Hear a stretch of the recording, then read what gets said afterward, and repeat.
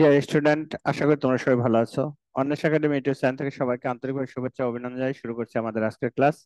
আমাদের আজকের ক্লাস অষ্টম শ্রেণীর গণিত, বৃত্তের খুঁটিনাটি, অর্থাৎ বৃত্তের যে চ্যাপ্টারটা আছে, 7 চ্যাপ্টার এটা। তো এই চ্যাপ্টারের উপর আমরা আজকে ক্লাস করব। প্রথমে বেসিক ধারণাগুলো দিব, দেন আমরা অনুশীলনী বা ভিতরে যে কাজগুলো আছে সেগুলো সলভ করব। এই বৃত্তের খুঁটিনাটি আজকের ক্লাসে আমরা এই আলোচনাগুলো করব, কারণ একটা বৃত্ত সম্পর্কে এগুলো যদি আমাদের জানা থাকে তাহলে আর আমাদের বৃত্ত নিয়ে কোনো প্রবলেম হবে না, কোনো অঙ্ক করতেও সমস্যা হবে না, বা কোনো কিছু বুঝতে ভিতরে কোনো প্রবলেম আসবে না। তাহলে প্রথমেই আসে বৃত্ত। প্রথমে আসে বৃত্ত। মানে বৃত্তটা আসলে কি? বৃত্তটা হচ্ছে একটা সমতলীয় জ্যামিতি, মানে একটা সমতলীয় জ্যামিতিক চিত্র। বৃত্তটা হবে কি একটা খুব ভালো করে বোঝার চেষ্টা করবো, হ্যাঁ। বৃত্ত হচ্ছে একটা সমতলীয় চিত্র, যেটা এরকম। আমি দেখো যে আমি একটু এঁকে দেই। এই যে একটা নির্দিষ্ট বিন্দু, ধরো নির্দিষ্ট বিন্দুটা হচ্ছে ও। এই নির্দিষ্ট বিন্দু থেকে একটা রাউন্ড যখন তৈরি করা হয়, অর্থাৎ চিত্র যার আহ, দেখো যে যার বিন্দুগুলো কোনো নির্দিষ্ট বিন্দু থেকে, এই যে এইটার উপরে যদি আমরা কোনো বিন্দু নেই, যে এখানে একটা বিন্দু নেই, এখানে একটা বিন্দু নেই, এখানে একটা বিন্দু নেই, এই বিন্দুগুলো একটা নির্দিষ্ট বিন্দু থেকে, এই যে এই নির্দিষ্ট বিন্দু, এই নির্দিষ্ট বিন্দু থেকে মানে সমান দূরে বা সমাদূরবর্তী অবস্থান করবে বা সমান দূরে অবস্থান করবে।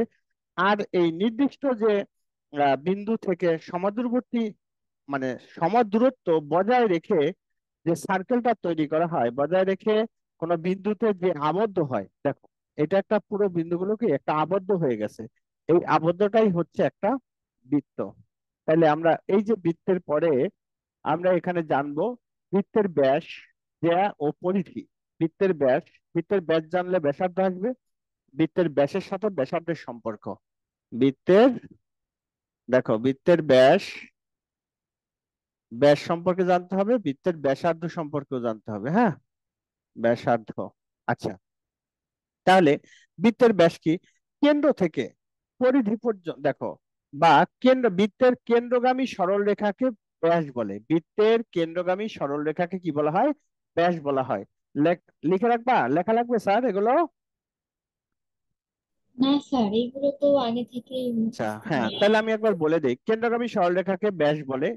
আর এই ব্যাসের অর্ধেক হচ্ছে ব্যাসার্ধ। ব্যাসকে ব্যাসকে 2r দ্বারা প্রকাশ করে, ব্যাসকে 2r দ্বারা প্রকাশ করে, আর ব্যাসার্ধকে r দ্বারা প্রকাশ করে। ব্যাস হচ্ছে 2r, আর ব্যাসার্ধ হচ্ছে r, ব্যাসার্ধ হচ্ছে r। তাহলে এখন দেখো যে এই যে ব্যাস, ব্যাস থেকে ব্যাসার্ধ পাইছি, এখন হচ্ছে জ্যা এবং পরিধি। তাহলে পরিধিতে একটু আলোচনা করে নিই। অর্থাৎ এই যে বৃত্তের উপরস্থ কোন বিন্দু থেকে এই যে চারপাশের যে দূরত্বটা, এইটাই হচ্ছে পরিধি। এটাই হলো কি? পরিধি। পরিধিকে প্রকাশ করে 2πr দ্বারা। 2πr দ্বারা পাই এর মান লিখে নাও 3.1416। আর আরেকটা ভাবেও বলা যায় পাই এর বাই 22/7 বা E/7। পাই এর মান এই দুইটা। পাই এর মান এই দুইটার যে কোনো একটা বসিয়ে আমরা কাজ করব। তো আমরা সবসময় এটা দিয়েই কাজ করি। এগুলোর ক্ষেত্রে যাই যখন ডিগ্রির পরিমাণ অর্থাৎ কোণের মান নিয়ে কাজ করা হয়, তখন অনেক সময় 22/7 দিয়ে কাজ করা হবে। ওকে স্যার, হলো? জি স্যার। আচ্ছা, তাহলে আমরা এখান থেকে এখন জ্যাটা রয়ে গেছে। জ্যা কি? অর্থাৎ এই যে বৃত্তের পরিধির যে কোনো একটা বিন্দু থেকে আরেকটা বিন্দুর যে দূরত্ব, এটাই হচ্ছে জ্যা। এটা হচ্ছে কি? জ্যা। আচ্ছা, এটা যদি জ্যা হয় তার মানে কি কেন্দ্রগামী সরলরেখাও জ্যা, তাই না স্যার? আবার যখন এখানে নিব, এটাও একটা জ্যা, নাকি স্যার? জি প্রত্যেকটাই স্যার। তো জ্যা। তাইলে এখন জি বলো তো, স্যার। এই একটা জ্যা, যেমন আমি নাম দিছি, একটা হচ্ছে এবি, আর একটা হচ্ছে সিডি, আর একটা হচ্ছে ইএফ। এই যে তিনটা জ্যা, একটা হচ্ছে এবি জ্যা, এবি জ্যা, আর একটা হচ্ছে সিডি জ্যা, আর একটা হচ্ছে তোমার ইএফ জ্যা। এই জ্যাগুলোর মধ্যে কোন জ্যাটা বড়? সিডি যা বড়। আচ্ছা, সিডি জ্যা বড়।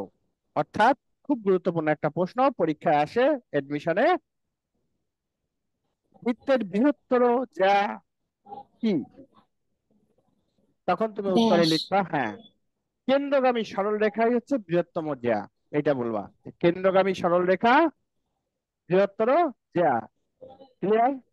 বা জি বৃত্তের স্যার। ব্যাসেই বৃহত্তর জ্যা, দুইভাবে হইতে পারে। বৃত্তের ব্যাসেই বৃহত্তম জ্যা বা কেন্দ্রগামী সরল রেখাই বৃহত্তম জ্যা। ওকে। জি স্যার। আচ্ছা, এরপরে আমরা চাপ, এরপরে আছে কি, চাপ নিয়ে আলোচনা। তাহলে চাপ নিয়ে আলোচনায় যখন যাব, তখন দুই রকমের আলোচনা করতে হবে। একটা হচ্ছে উপচাপ আর একটা হচ্ছে অধিচাপ। একটা হচ্ছে উপচাপ আর একটা হচ্ছে অধিচাপ। দেখো,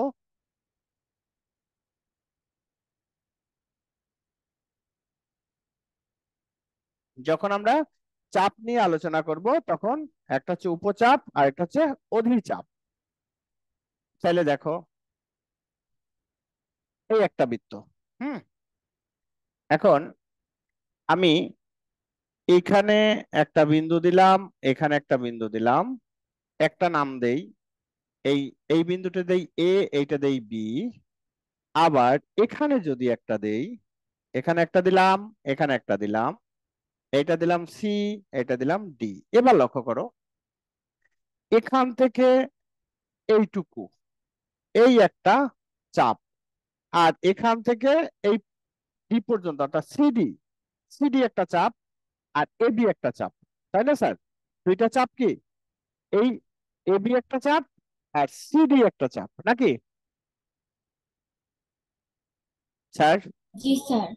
আচ্ছা, যদি তাই হয়, এখন বৃত্তের এই যে দুইটা টুকরা, বৃত্তের দুইটা টুকরো হয়ে গেছে না স্যার? জি স্যার। এই দুইটা টুকরা, যেটা হলো ছোট টুকরা সেটাকে বলা হয় কি চাপ? উপচাপ। উপচাপ। আর যেটা বড় টুকরা, অধিচাপ। অধিচাপ। ক্লিয়ার? জি তাহলে স্যার। আমরা উপচাপ এবং অধিচাপ পেয়েছি। এরপর কেন্দ্রস্থ কোণ, আর লাগবে হচ্ছে বৃত্তস্থ কোণ।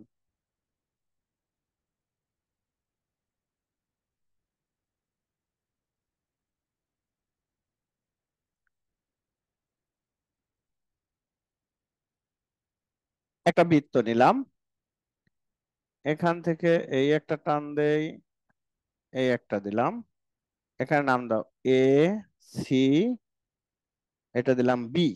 হ্যাঁ, এখন এখান থেকে এখানে দিই একটা, এখানে দিলাম আরেকটা, অথবা এখান থেকে এইটা যোগ করে দিলাম, এখানে দিলাম ডি, এটা দিলাম ডি। এবার খুব ভালো করে লক্ষ্য করবা, এইখানে একটা কোণ আছে আর এখানে একটা কোণ আছে, তাই নয় কি স্যার? আর এখানে আছে একটা কেন্দ্র, এই কেন্দ্রটা হচ্ছে ও। চিত্রটা আঁকো, চিত্রটা এঁকে নাও।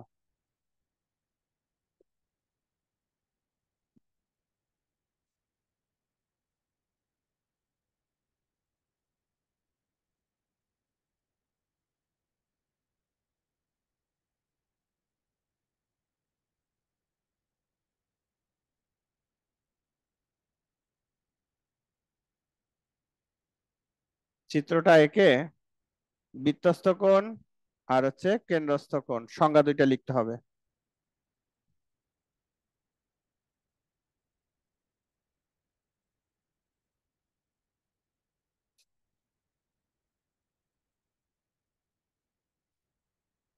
হ্যাঁ আঁকাইছি। আচ্ছা, এখন লেখো বৃত্তস্থ কোণ, সংজ্ঞা লিখতে হবে কোণের।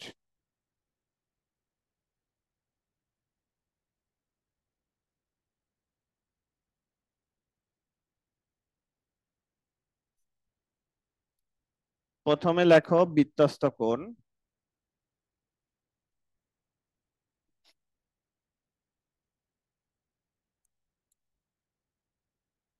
কোণ লেখো যে একটি কোণের,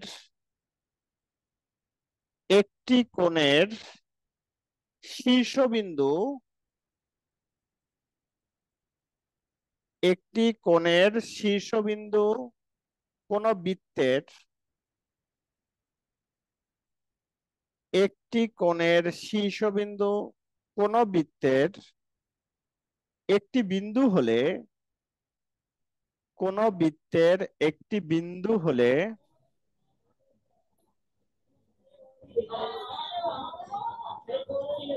একটি বিন্দু হলে এবং একটি বিন্দু হলে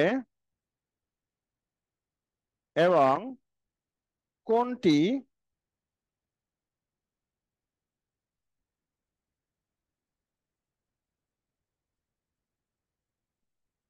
লিখছো এবং কোনটিকে জি স্যার। এবং কোনটিকে একটি বৃত্তস্থ কোণ বলা হয় এবং কোনটিকে একটি বৃত্তস্থ কোণ বলা হয়।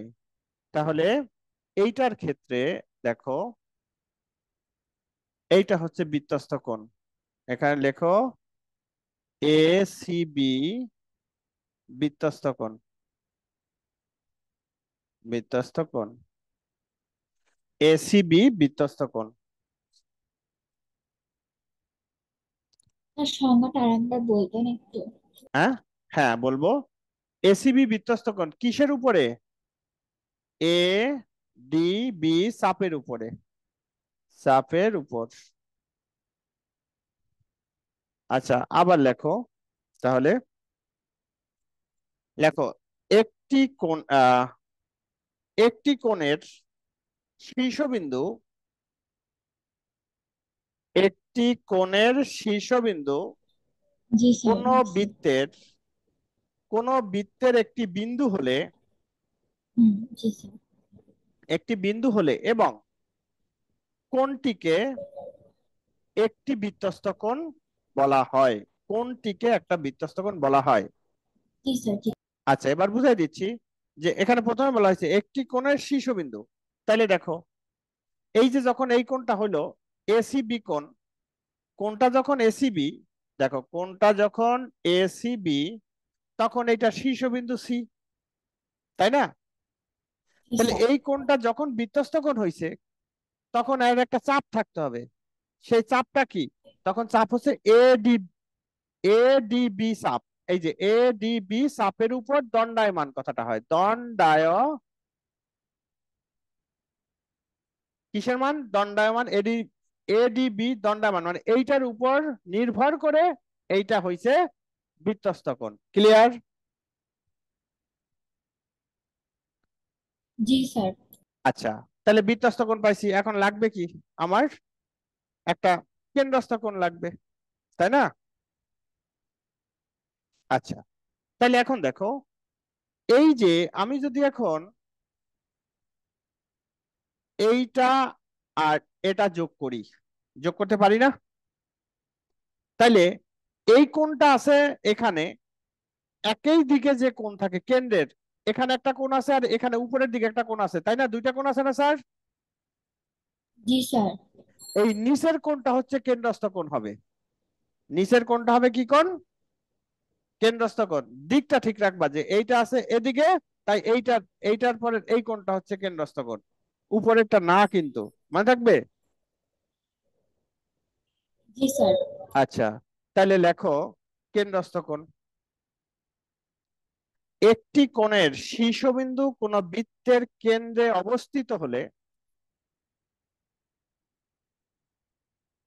একটি কোণের শীর্ষবিন্দু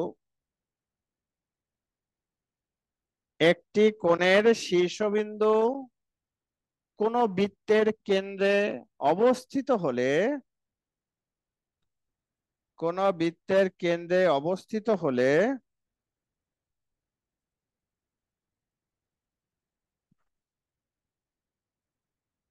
কোণটিকে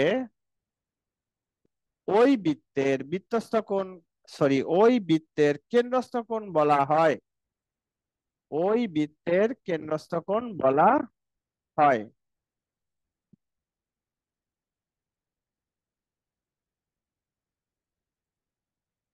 ওই বৃত্তের কেন্দ্রস্থ কোণ বলা হয়। বুঝতে পারছো স্যার? জি স্যার। আচ্ছা, তাহলে কেন্দ্রস্থ কোণ হচ্ছে এটা। তাহলে আমাদের বৃত্তস্থ কোণ আমরা বুঝতে পারলাম, কেন্দ্রস্থ কোণ বুঝতে পারলাম। স্যার, এই যে উপরে কোণটা যে রয়ে গেছে, এই কোণটার তো একটা নাম থাকতে পারে, সেই নামটা কি স্যার? অর্থাৎ এই কোণের সাপেক্ষে উপরের কোণটা প্রবৃদ্ধ কোণ, মনে থাকবে? প্রবৃদ্ধ কোণের মান 180 ডিগ্রি থেকে বড় হয়। Clear sir? জি স্যার। হ্যাঁ জি স্যার। তাহলে এই কোণটার সাপেক্ষে উপরের কোণটা হবে প্রবৃদ্ধ কোণ। এবার তুমি আমাকে একটু বলো তো, আমরা যখন এডিবি চাপ নিছি তখন বৃত্তস্থ কোণ আর কেন্দ্রস্থ কোণ পাইছি। এখন যদি আমি তোমাকে বলি চাপ হবে এসিবি, এসিবি চাপ, এই চাপে কেন্দ্রস্থ কোণ আর বৃত্তস্থ কোণের নাম বলো। এই চাপে কেন্দ্রস্থ কোণ কোনটা? কেন্দ্রস্থ কোণ। আর বৃত্তস্থ কোণ কোনটা হবে স্যার? স্যার যখন এডিবি হ্যাঁ, হবে কেন্দ্র বৃত্তস্থ কোণ। এ ডি বি হবে বৃত্তস্থ কোণ, আর কেন্দ্রস্থ কোণ উপরের অংশটা, এওবি। এই যে এটা। এওবি। হ্যাঁ, এ ও বি কোণ। গুড, বুঝতে পারছো? জি স্যার। আচ্ছা, এরপরে হচ্ছে আমাদের, আমরা বৃত্তস্থ কোণ পাইছি, কেন্দ্রস্থ কোণ পাইছি, এখন বাকি রয়েছে অর্ধবৃত্ত, অর্ধবৃত্তস্থ কোণ। বাকি রইল অর্ধবৃত্ত এবং অর্ধবৃত্তস্থ কোণ। দেখো,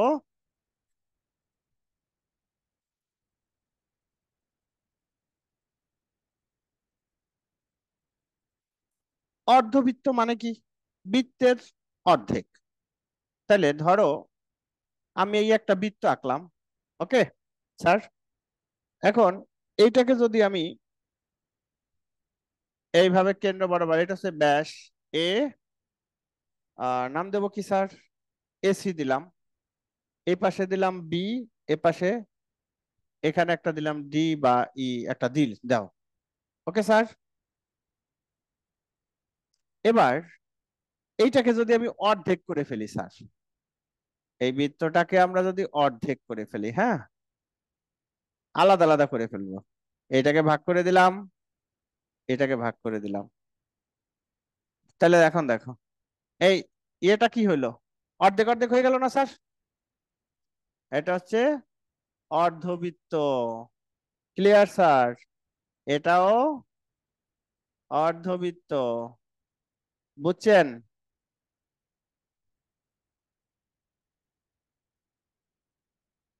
স্যার? জি স্যার। জি আচ্ছা, স্যার। এখন এই যে অর্ধবৃত্ত, আমরা বৃত্তের পরিধস্থ, বৃত্তের পরিধস্থ যে কোনো দুইটি বিন্দু বৃত্তকে দুইটি চাপে বিভক্ত করে। বৃত্তের পরিধিস্থ, যেমন ধরো এই হচ্ছে বৃত্তের একটা বিন্দু, এই একটা বিন্দু কেন্দ্রগামী, কেন্দ্র দিয়ে যদি যায়, এই বিন্দুটাও বৃত্তের পরিধির উপর, এই বিন্দুটাও বৃত্তের পরিধির উপর। এখন যখনই এই দুইটা বিন্দু আমি যোগ করব কিংবা এখানে কেটে ফেলবো সোজা স্কেল দিয়ে, তখন বৃত্তটা দুইটা ভাগে ভাগ হয়ে যাবে। এই অর্ধেক অর্ধেক সমান ভাগে ভাগ হয়ে যাবে। যখনই ভাগ হবে তখনই সে, যদি এইভাবে করি কেন্দ্র বরাবর, তখন সমান ভাগে ভাগ হবে, তখন হবে অর্ধবৃত্ত। Clear sir? এখন জি স্যার। আমাদের লাগবে হচ্ছে অর্ধবৃত্ত পাইলাম, অর্ধবৃত্তস্থ কোণ। তাহলে এখন অর্ধবৃত্তস্থ কোণ আমরা কিভাবে বের করব?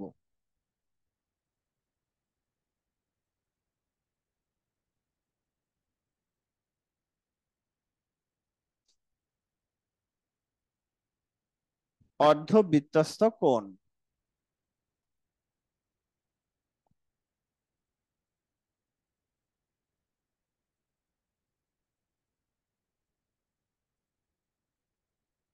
ধরো একটা বৃত্ত আঁকছি,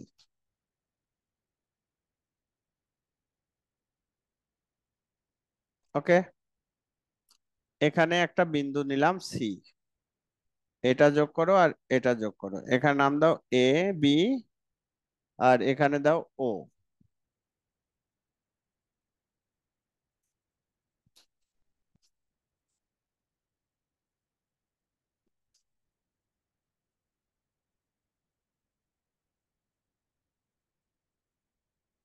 এঁকেছো? জি স্যার। লেখো, একটু বর্ণনা লেখো। ও কেন্দ্র বিশিষ্ট বৃত্তে, ও কেন্দ্র বিশিষ্ট বৃত্তে, ও কেন্দ্র বিশিষ্ট বৃত্তে ও বিন্দু দিয়ে এবি ব্যাস আঁকি। ও কেন্দ্র বিশিষ্ট বৃত্তে ও বিন্দু দিয়ে এবি ব্যাস আঁকি।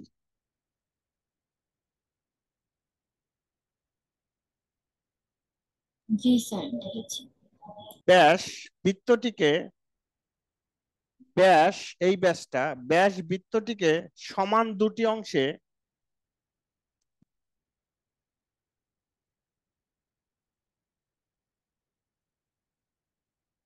সমান দুটি চাপে বিভক্ত করে।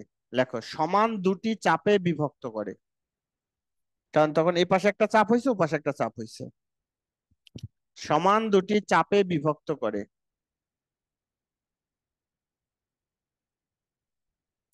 সমান দুটি চাপে বিভক্ত করে।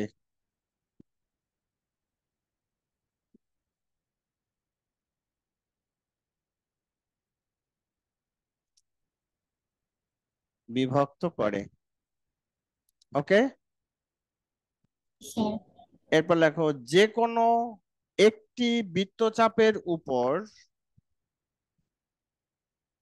যে কোনো একটি বৃত্তচাপের উপর, যে কোনো একটি বৃত্তচাপের উপর সি একটি বিন্দু নেই। আমি আমি নিছি এদিকে, সেটা তুমি এদিকেও নিতে পারো। সি একটা বিন্দু নেই। এই যে এভাবে দিয়ে তুমি এখন এটা নিলা, এ বি দিলা। এখন সি বিন্দুটা এখানেও নিতে পারি এরকম করে, হ্যাঁ। সি একটি বিন্দু নেই। সি একটি বিন্দু নেই।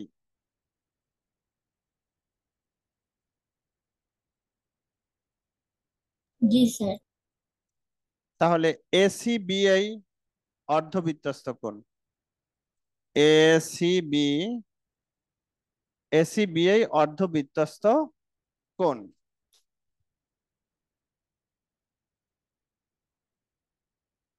এসি বিআই অর্ধবৃত্তস্থ কোণ।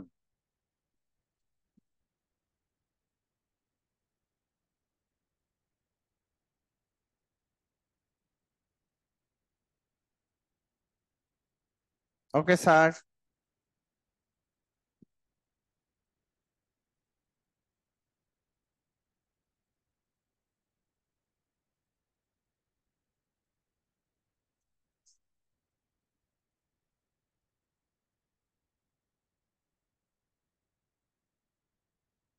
জি স্যার, লিখছি।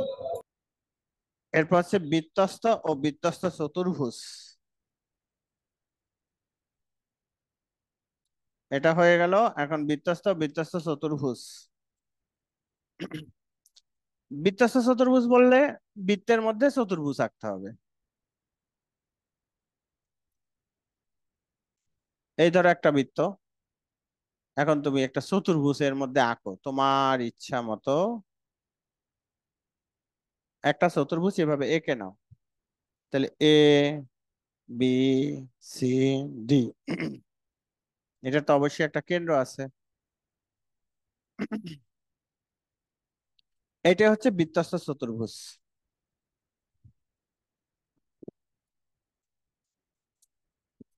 লেখো, বৃত্তের উপর যে কোনো চারটি বিন্দু, বৃত্তের উপর যে কোনো চারটি বিন্দু, বৃত্তের উপর যে কোনো চারটি বিন্দু এ বি সি ডি নেই। চারটি বিন্দু এ বি সি ডি নেই বা নিয়ে, হ্যাঁ, চারটি বিন্দু নেই। তারপরে লেখো, চারটি বিন্দু নিছো? নেই। জি স্যার। এখন এ বি, এ বি, তারপরে বিসি, তারপর সিডি, তারপরে এডি যোগ করি, যোগ করি।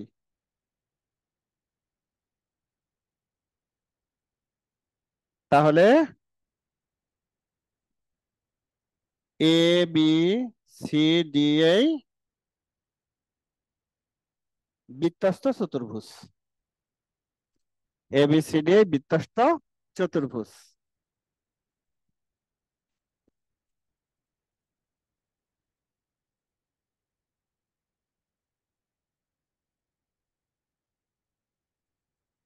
এ বি সি ডি বৃত্তস্থ চতুর্ভুজ। জি স্যার। এখন ত্রিভুজের পরিবৃত্ত, বৃত্তস্থ চতুর্ভুজ হয়েছে। এখন হলো ত্রিভুজের পরিবৃত্ত, অন্তবৃত্ত, বহির্বৃত্ত, এরপর স্পর্শক আর ছেদক। পরি, অন্ত, বহির। তা অন্ত মানে কি স্যার? ভিতরে। জি স্যার। বহির মানে কি? বাইরে। বহির মানে বাইরে, মনে থাকবে। জি স্যার। আচ্ছা, এখন আমার দেখি একটু কম্পাস আছে এখানে। একটা ত্রিভুজের, মানে আমি আগে একে আঁকছি, তারপরে দেখো। প্রথমে আমি আঁকবো হচ্ছে পরিবৃত্ত।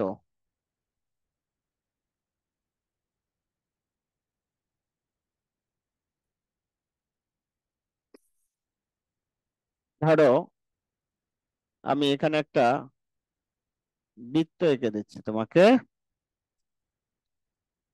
এগুলো দিয়ে বৃত্ত আঁকা অনেক জটিল হয় ইসের উপরে, বুঝছো? কারণ স্লিপ কাটে।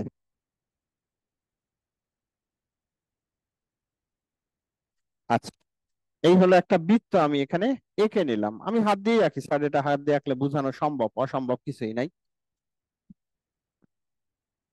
তো ধরো এই হলো, আমি কি করছি, একটা বৃত্ত আঁকছি। বৃত্তের মধ্যে এখন একটা ত্রিভুজ আঁকবো, এ বি সি ডি। এখন দেখো তো, এই যে এ বি সি ডি যে ত্রিভুজ, এই ত্রিভুজের তিনটা বিন্দুকে স্পর্শ করে বৃত্তটা হয়েছে না? জি স্যার। এটা হচ্ছে পরিবৃত্ত। এখন তুমি যখন আঁকবা, এটা তো আমি আগে বৃত্ত আঁকে ত্রিভুজ ভিতরে আঁকে দিছি। নিয়ম হলো প্রথমে ত্রিভুজ আঁকবা, এবিসি, ত্রিভুজ একে, তারপরে তোমাকে বৃত্ত আঁকতে হবে। তাহলে ত্রিভুজ আঁকে কি করতে হবে? প্রথমে ত্রিভুজের যে কোনো দুইটা বাহুকে সমাদ্বিখণ্ডিত করবা। দুইটা বাহুকে সমাদ্বিখণ্ডিত কইরা এইভাবে একটা সমাদ্বিখণ্ড রেখা আসবে, আর এইভাবে একটা সরল রেখা আসবে, এরা একটা বিন্দুতে মিলিত হবে। এরপর এইটু এই মিলিত বিন্দু আর এইটা যোগ করবা। যোগ করে এইটা হবে কেন্দ্র, হ্যাঁ। ধরো এই কেন্দ্র হচ্ছে ও, মিলিত হচ্ছে ও বিন্দুতে। এখন ওই ও এ যোগ করে এরপর এইরকম করে এই ব্যাসার্ধ ধরে এরপরে এইভাবে বৃত্ত আঁকতে হবে। বুঝতে পারছো?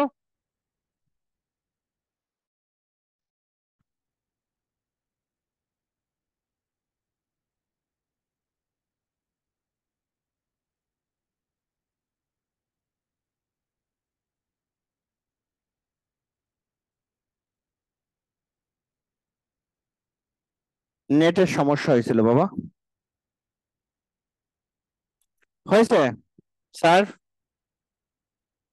পরিবৃত্ত, এটা হলো কি পরিবৃত্ত। জি স্যার। এখন তাহলে পরিবৃত্ত আমরা যদি হয়ে যায়, তা পরিবৃত্ত কাকে বলে সেই সংজ্ঞাটা একটু বলে দেই। পরিবৃত্ত হবে ওই যে এবিসি যে ত্রিভুজ,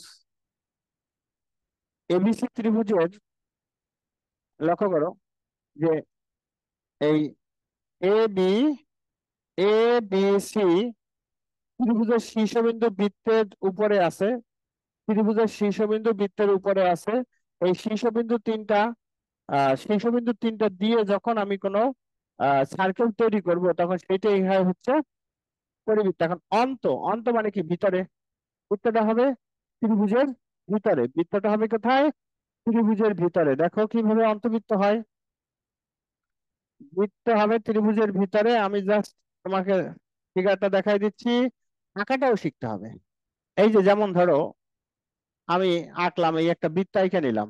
এখন অন্ত মানে, এখন কি করতে হবে যে এই যে যে এইভাবে এটাকে আর এটাকে স্পর্শ করবে আর কি, বাহুগুলো স্পর্শ কইরা যাবে।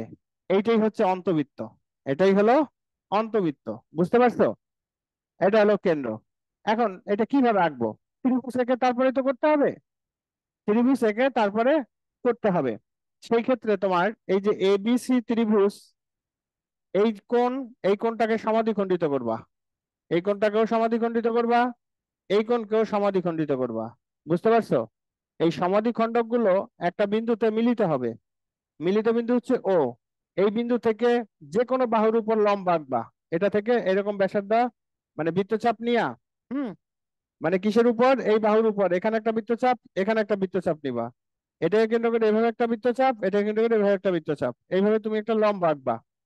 এই লম্ব আঁকার পরে ধরো এটা ও এডি লম্ব, এখন এই ওকে কেন্দ্র করে ওডি সমান ব্যাসার্ধ নিয়া বৃত্ত আঁকলে এই তিনটা বাহুকে স্পর্শ করে যাবে সে, এটাকে বলা হয় অন্তবৃত্ত।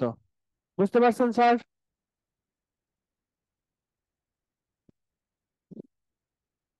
প্রথমে কি করবা?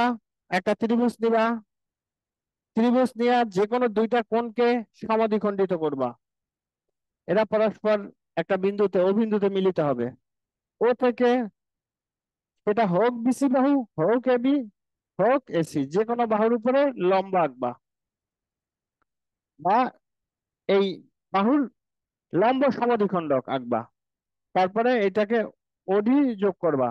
এই ওডি এর সমান ব্যাসার্ধ নিয়ে বৃত্ত আঁকলে এই বৃত্তটা ত্রিভুজের তিনটা বাহুকে স্পর্শ করবে।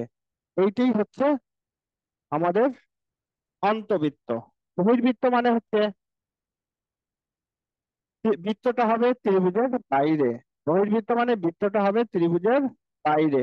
তাহলে অন্ত, পরি অন্ত, বহি। এখন বহির্বৃত্ত যদি আঁকি আমরা কিভাবে আঁকতে পারি দেখো। প্রথমে আমাদের বিষয়টা এমন হবে, হ্যাঁ, যে এই ধরো স্পর্শ করছে, স্পর্শ করে গেল, আমরা এইভাবে আঁকবো, এটা স্পর্শ করলো, তাহলে ত্রিভুজ আঁকবো এখানে। এই, তাহলে এ বি সি ত্রিভুজ। এ বি কে ই পর্যন্ত বাড়াই দিবা, এটাকে এফ পর্যন্ত বাড়াই দিলা। ঠিক আছে? এটা হচ্ছে কেন্দ্র, এটা হচ্ছে বৃত্তের কেন্দ্র ও। তাহলে প্রথমে যখন আমরা একটা ত্রিভুজ নিব, এই ত্রিভুজের বাহুকে বর্ধিত করব, এটাকে বাড়াবো আর এই বাহুকে বাড়াই দেবো এরকম, হ্যাঁ। বাড়াই দেওয়ার পরে এখানে যে কোণটা হবে বহিস্থ কোণ, এই কোণের সমাদ্বিখণ্ডক নিয়ে এইভাবে একটা বৃত্তচাপ, এভাবে একটা বৃত্তচাপ, আবার এখানে এটাকে এখানে একটা বৃত্তচাপ, এখানে একটা বৃত্তচাপ, এরা এইভাবে যাবে আর এইভাবে এরা পরস্পর এই বিন্দুতে ছেদ করলো। এখন এই ও বিন্দুতে যখন ছেদ করবে, এইটা থেকে আবার সেই আগের নিয়মে ওইভাবে লম্ব সমদ্বিখণ্ডক করবা, এভাবে করে এইভাবে তোমার এখান থেকে এইটুকু হচ্ছে এই ওডি। এখন এই ওডি এর সমান ব্যাসার্ধ নিয়ে বৃত্ত আঁকলে সে এই বাহু, একটা বাহুকে স্পর্শ করে আর বর্ধিত অংশকে স্পর্শ করে বৃত্ত তৈরি হবে। এইটাই হচ্ছে বহির্বৃত্ত, এটাই হলো কি বহির্বৃত্ত।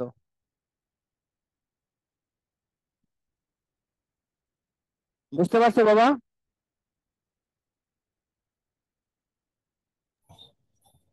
স্যার। এই অন্ত পরি বহির, এটা ক্লাস শেষে খাতায় আঁকবা, আইকা ছবি তুলে আমাকে পাঠাবা। বুঝতে ওকে পারছো? স্যার। আচ্ছা, গেল। এখন আমাদের বাকি রইলো কি? বাকি রইলো পরিধিত, আগে আলোচনা করছি, অন্তবৃত্ত, পরিবৃত্ত, বৃত্তের স্পর্শক এবং ছেদক। বৃত্তের স্পর্শক, স্পর্শক মানে কি?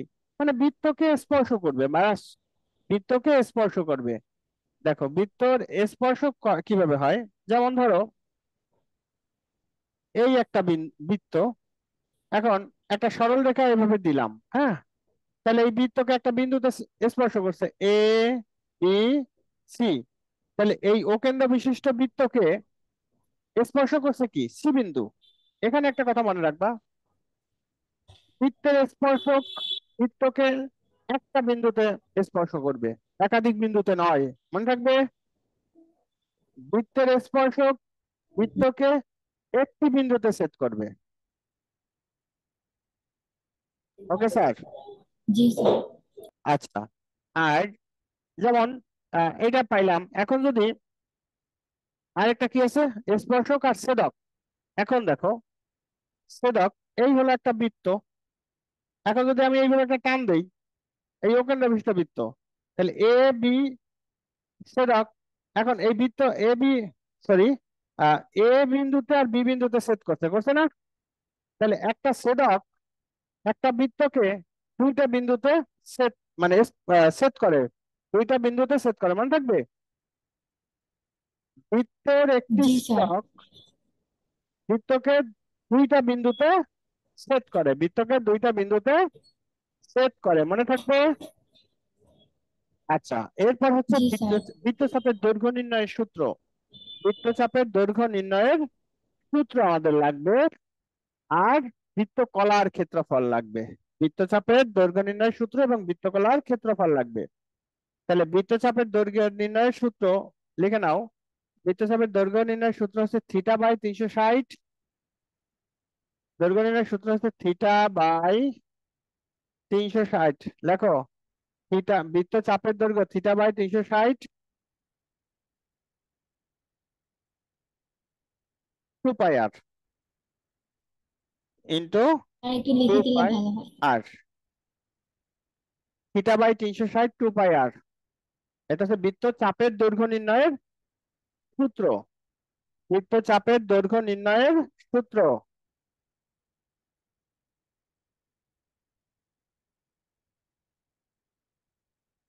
অথবা এভাবেও লিখতে পারো, থিটা বাই 180 পাই আর। একই কথা, কারণ এই যে এটা কাটলে 180 থাকে। এরপর হচ্ছে বৃত্তকলার ক্ষেত্রফল। বৃত্ত কলার ক্ষেত্রফল। বৃত্তকলার ক্ষেত্রফল theta by 360, theta by 360 pi r square. Theta by 360, এটা হলো থিটা। থিটা, এটাকে বলা হয় থিটা।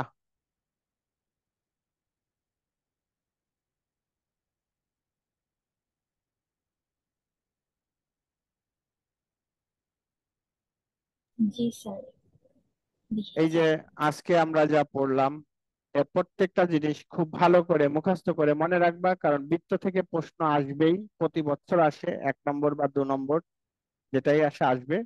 এটা একদম নিশ্চিত, মানে গ্যারান্টি দেওয়া যায়। সেক্ষেত্রে খুব ভালো করে এটা কমপ্লিট করে রাখবা, হোলি ক্রস এডমিশনের জন্য খুবই দরকার। আর 3টা চিত্র আঁকা তোমাকে বলছি যে আমাকে ছবি তুলে পাঠিয়ে দেবা। Okay? Okay sir. Thank you sir, ভালো থাকবেন।